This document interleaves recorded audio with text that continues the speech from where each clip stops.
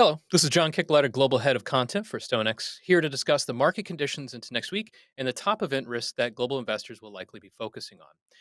In looking at market conditions, the big picture of how our markets are acting right now, we can see a lot of the continuation of that vol crush or a decline in volatility, even though we're at very low levels. This is very much the summer doldrums, and it's living up to its name. We continue to see declines in measures like the VIX Volatility Index, but also in other measures of volatility for other asset classes like the MOVE, which is the Treasury Volatility Measure, and the GVZ, which is the gold volatility measure. These markets, generally unrelated, but consistent when you're talking about risk on, risk off.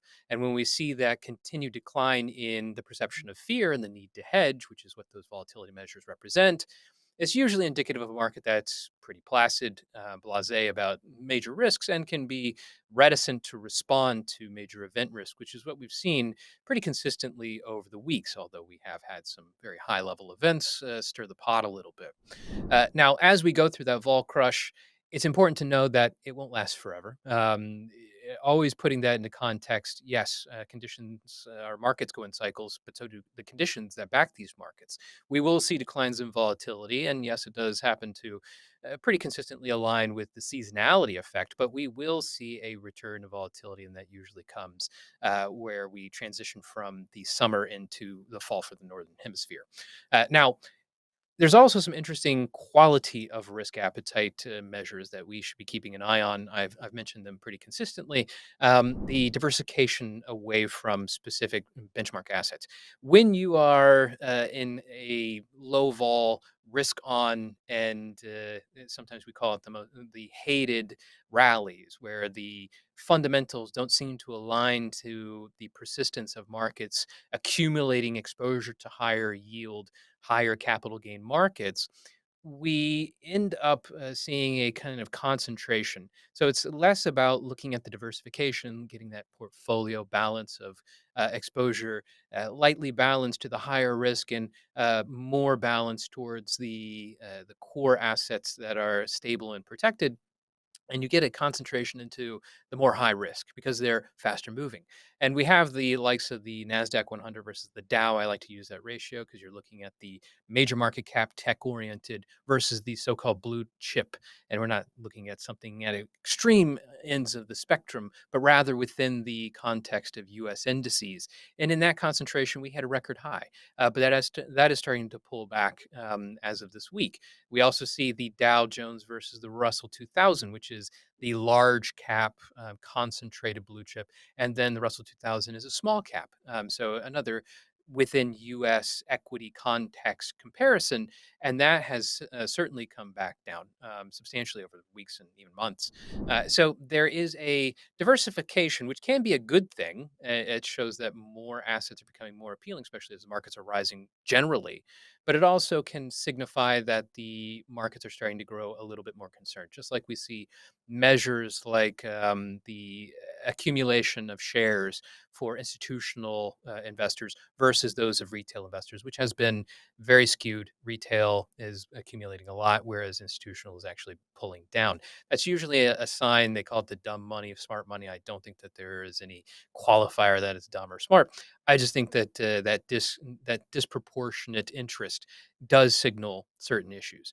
Now, in terms of that backdrop, it's a slow move consideration to how markets are evolving, and I do think that eventually we will get back to higher volatility. Maybe not the bombastic breakouts and crises, but we will see that higher level set of volatility. But it might not come until we get closer to the fall. Now, what can get us there earlier? Well, we got to watch those themes. What themes are very market worthy now?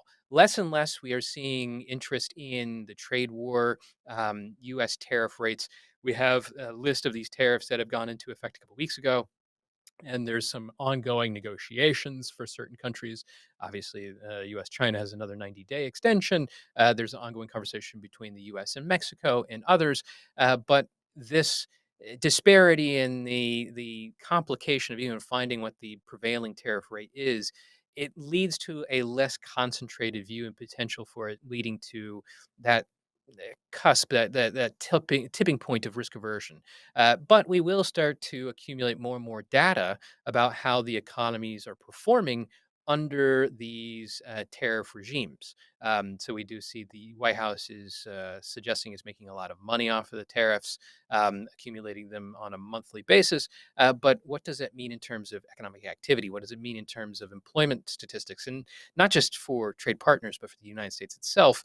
That is going to be something that we process data on a regular basis. However, that's a slow burn, not a sudden movement. I think a little bit more interesting in terms of thematics, we will be looking at that monetary policy consideration, particularly the monetary policy of the US. The pressure from the White House and particularly President Trump on Federal Reserve Chairman Jerome Powell has been consistent.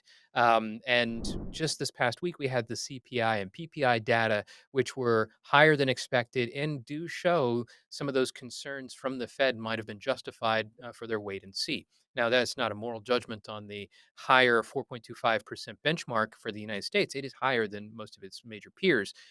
So it potentially could come down. But this is an existential argument that turns into questions of data accuracy and independence of central bank, which is one of the core concepts of why U.S. Treasuries and the dollar are considered reserve assets. So this is going to continue to boil, and it will heat up. I think next week when central banks meet for the Jackson Hole Symposium, which will be at the latter half of the week.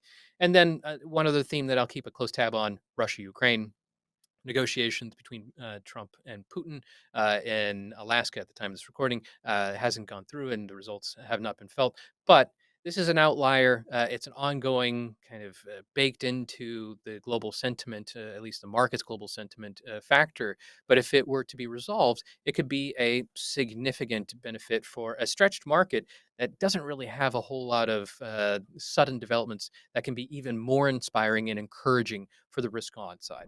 Now, in terms of scheduled event risk, we do have a fairly active week ahead of us. I will be looking at on Monday and Tuesday, actually, as well, U.S. housing.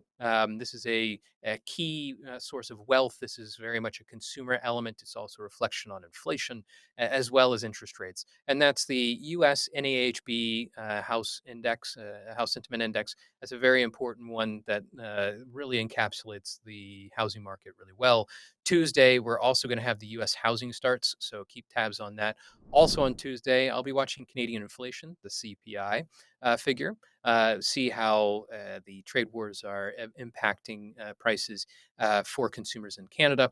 And we'll also see later in the day and heading into Wednesday, Japanese trade balance, obviously very trade wars oriented. When we get into Wednesday, we have the PBOC and RBNZ rate decisions. So that's the 1 year, 5 year loan rate for the Chinese central bank, not expected to change.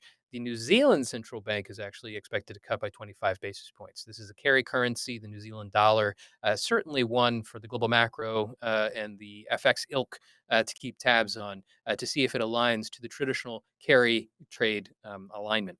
And then we have UK inflation in the European session Wednesday. Inflation's a big one, especially after the US has heated up that conversation. On Thursday, we get into August PMIs. This is a good growth timely update, and it's pretty comprehensive across the major developed world economies. Definitely one that I like to get an assessment on. Earnings, we're getting into the twilight of the season, but I will be watching Walmart's earnings before open. That is going to speak to consumer consumption and spending health, but also inflation considerations. And then we get into, of course, the start of Jackson Hole. The Jackson Hole Economic Symposium is a annual meeting of central banks, and they discuss top themes. The theme this year is, I think, not on point. It's looking at some of the external influences that are not political. I think that this is probably going to be more on the sidelines. That is really where I'm going to be looking for, especially when we get into Friday when Jerome Powell is due to speak, 1400 GMT. And I want to see if he addresses the pressure that the president continues to foist upon him, and talking about his replacement, even though he's not retiring until May, and definitely the pressure on then to get him out by his own accord, or trying to probably find ways to get him out in the interim. But also on Friday, Japanese CPI in the Asia session, and Canadian manufacturing sales, again, a trade war consideration through the U.S. Trade session. And that's going to be a pretty dense docket. So that wraps up the week ahead. Don't forget to like and subscribe for more financial market insights.